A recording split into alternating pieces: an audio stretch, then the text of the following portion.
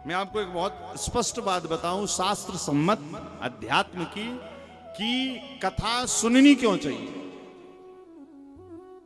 भाई कथा सुनने से ऐसा तो है नहीं कि आप रातों रात करोड़पति बन जाएं, रातों रात आपकी मनोकामनाएं पूर्ण हो जाएं, कुछ भी ऐसा तो कोई चमत्कार होता नहीं।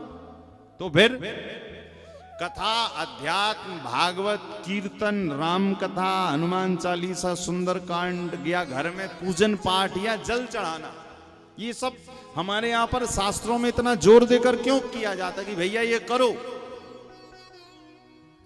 उससे कोई चमत्कार नहीं होता है।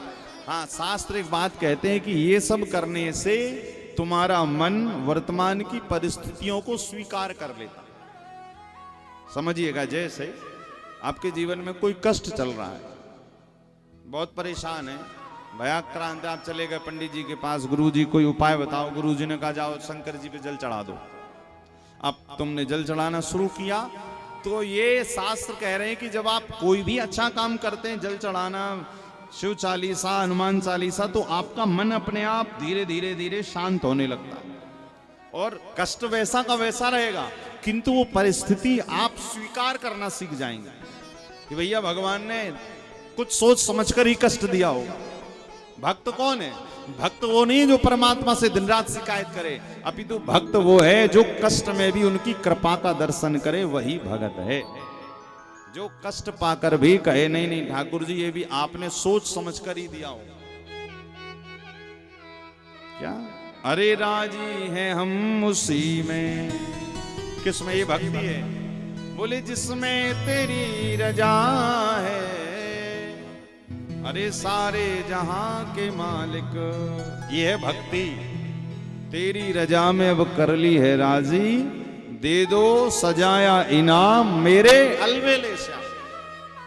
तो ये जो चित्त है ना, इसी कारण भागवत में दूसरा शब्द आया है चित्त। बोले इस चित्त को, मन को कहीं मत भटकाइए, इस चित्त को परमात्मा की कथा में लगा दीजिए, ये चित्त अपने आप शांत हो जाएगा। फिर आपको सुख आए दुख आए, आप परेशान नहीं होगे कभी।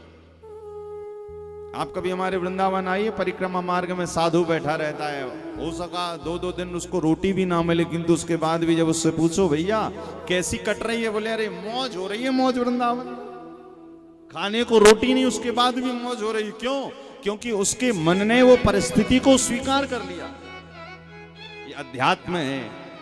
ये भागवत यही सिखाती है कि आपके मन को परिस्थितियों को स्वीकार करने का आदी बना देती है।